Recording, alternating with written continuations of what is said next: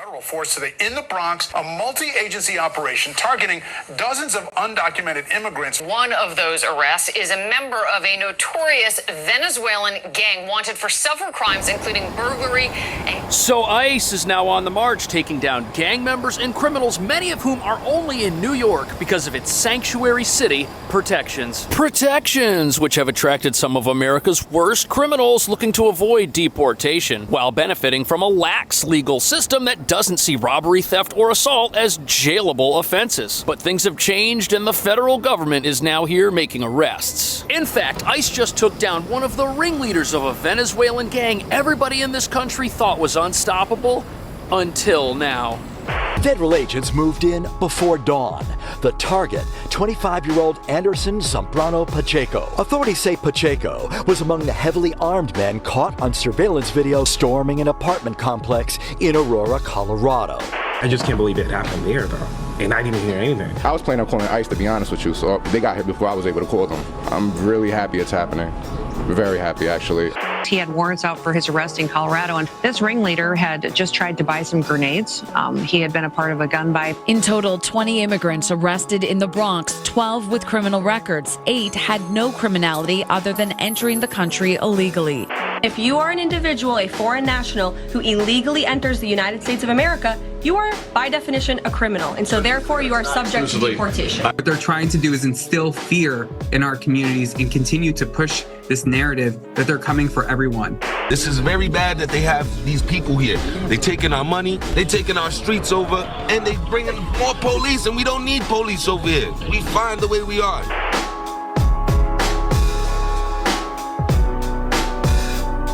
So residents of a Bronx apartment complex were shocked to learn that they were living down the hall from one of America's most wanted. And what none of New York's progressive leaders want to admit is that people like this, they're not coming here because of the weather. No, this is a place where you go to hide when the entire country is looking for you and you still want to live a life of crime. Because New York isn't just a sanctuary city led by those who despise federal immigration laws. It's also got the perfect combination of laws that allow the lawless to hide in plain sight while getting free services from the local government. On top of that, New York City alarmingly doesn't do background checks when moving people into its asylum shelters, which allows gang members with long rap sheets to get free housing down the hall in some cases from families with little kids. Plus, police are banned from entering these places even though we know criminals like this who are part of this gang are smuggling guns all over town, including into these shelters, making them bases where they export their criminal activity to all corners of our city. But it doesn't just stop there, because as the world saw in 2023, members of this very same gang were all set free after attacking police in Times Square. And when you combine that with New York City's other laws that stop thieves from going to jail after they steal purses or shoplift, we arrive at the real reason why criminals like this, some of the worst people on the entire planet,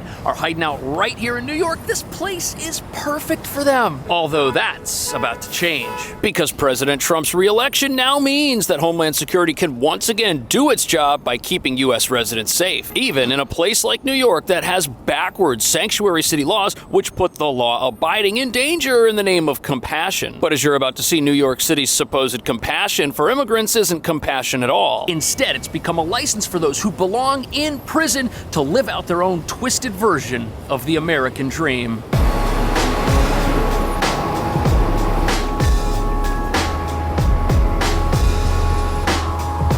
So here we have a whole bunch of apartment buildings, and there are millions of New York City residents living in places just like these, paying their rent and pursuing the American dream. However, New York's sanctuary city laws mean some of these are also inhabited by people who are only living here to avoid prison. In fact, over the last 2 years, these criminals have completely embedded themselves throughout our society. Federal agents moved in before dawn.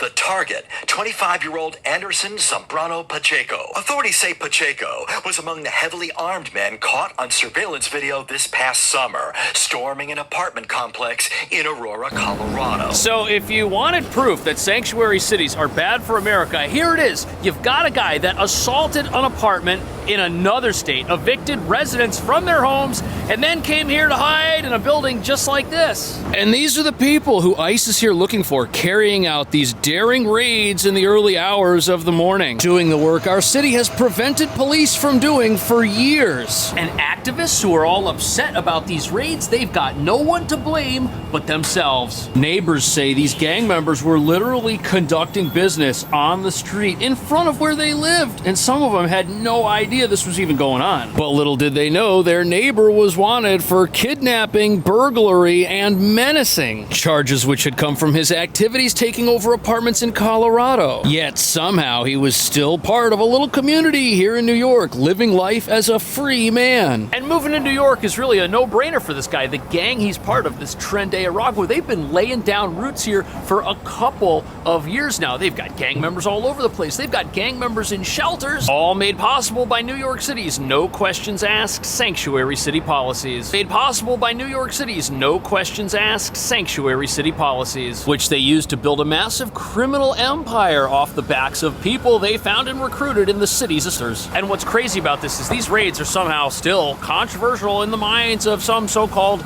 immigrant activists. But you know who's in favor of these raids? The actual residents who had to live next to these gang members. Just can't believe it happened here, though. And I didn't hear anything. One neighbor said it came as a relief. I was planning on calling ICE, to be honest with you, so they got here before I was able to call them. I'm really happy it's happening. Very happy, actually. You know, the people living in this building, some of them knew they were in danger, and others had no idea. The fact that these gang members are now out of there, that's just made the whole place much safer. The whole neighborhood. Because this apartment building where this gang member was doing business was also across the street from a school. Look at this. There were actually 4 different raids that all took place simultaneously right away. And notice where these raids are happening. They're happening in the Bronx. They're not happening in the rich neighborhoods like Soho or the West Village where the elites live. And when you've got a sanctuary city which is supposed to keep immigrants safe, yet ICE has to come in and do its heaviest lifting in neighborhoods predominantly made up of immigrants, you know you've got a problem. And that problem is that sanctuary city policies aren't doing a thing to keep the very people they're designed for safe. Especially when this Trenday Aragua group specializes in human exploitation. That's their thing, and they see all of the people around them as potential human capital that can benefit their gang in some manner. We did encounter and incarcerate a Trenday Aragua member, one of the ringleaders. He had warrants out for his arrest in Colorado, and this ringleader had just tried to buy some grenades.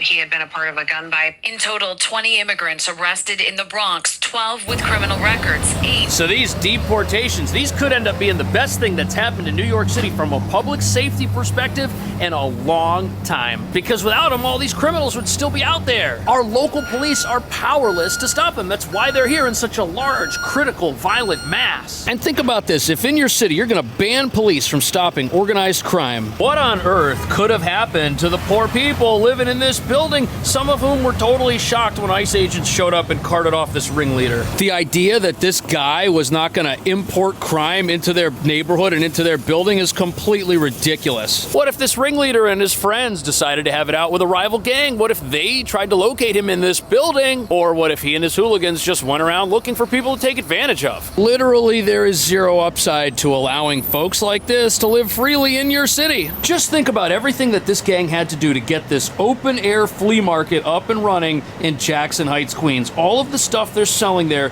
is stolen. That's going to require foot soldiers to go and get these things. And then they're going to need people to stand out on the street all day and sell it for them. This isn't something these ringleaders are up to. They got bigger fish to fry. And here, residents of Queens are walking by, literally stepping over the remnants of their neighborhood as it falls apart. But even though these ICE raids are going to get dangerous criminals and gang members off of our streets, the local activist crowd, they want them to stop immediately, because these raids are going to take away their power.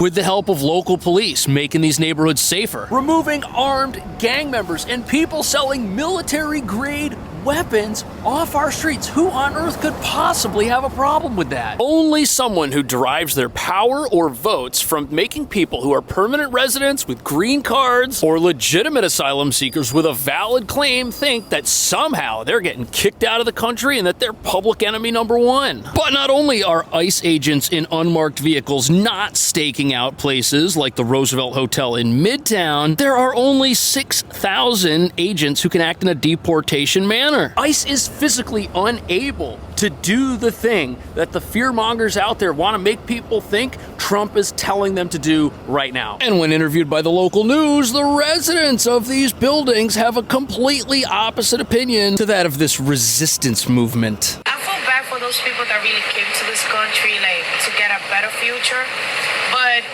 a fault of all the criminals, now those people have to pay. This is very bad that they have these people here.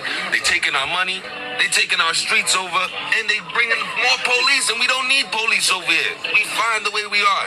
Tell them back. Would you look at that? Local residents are totally opposed to an increased police presence that comes to their neighborhood looking for criminals who shouldn't even be in the country to begin with. On top of that, these residents don't think it's fair for criminals to get free stuff while they break the law. Let's be real, it's not, but for some reason, there's elements of our society telling us we should think that it is fair. And we're supposed to think that these dangerous gang members aren't actually criminals at all. They're being wrongfully targeted. And if these advocates really cared about immigrant communities, they'd be out there rejoicing that criminals who are terrorizing these communities are now off the streets. And none of these activists are willing to come out and be honest. Every time they get interviewed, it's always in the context of ICE activity or policing in New York City. And what do? They say, well, this is just the beginning. These initial raids, these are just the start. Soon, they're going to come for everybody. Your mother, your daughter, your dog. But fear-mongering, that's only one part of the equation. Look at this. Back in December, police took down one of these TDA gang houses, which had 7 people living inside of it. And they tracked them down to this specific apartment building when one of these guys went there wearing a court-ordered ankle monitor. And this is the other reason we've got such a problem with these gangs. They're walking around as free men in a city that will not put them in jail when they commit crime. In fact, our legal system does everything it can to make sure they walk free, and they are. And here we have decriminalization, a progressive initiative, clashing or being magnified rather by another progressive initiative, this whole sanctuary city debacle. And by decriminalizing crime and telling federal fugitives that they can hide out in your city, the Bronx is now turning into a federal police state, something its residents do not want. What we're doing is we're targeting the worst first, right? That's who we're getting. We're focusing on those targets, and this administration has kind of taken some of the handcuffs off of us in a way, right? We're leaving the discretion with our officers, and our officers are trained to make good decisions out there, and we support them. So federal police state in the Bronx or not, we're not talking about mass roundups. ICE doesn't have the resources to do it, and every time their agents take down one criminal, there are other criminals who could possibly escape. They are so short-staffed they can't possibly do what the people who want to fight back are telling everybody their agenda really is. Here you go, Associated Press, 6,000 ICE officers that can act in a deportation capacity. Good luck doing mass roundups. Literally